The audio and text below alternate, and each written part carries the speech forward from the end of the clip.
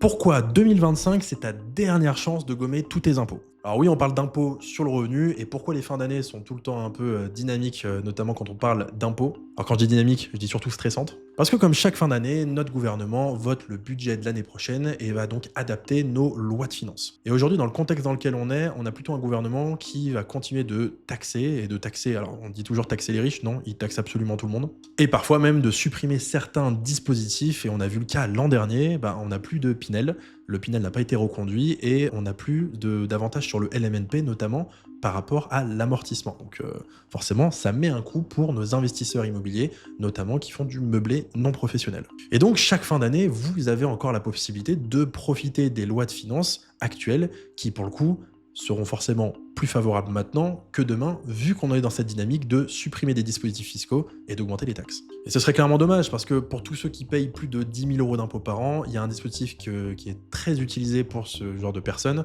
et qui va être le dispositif en loi Malraux.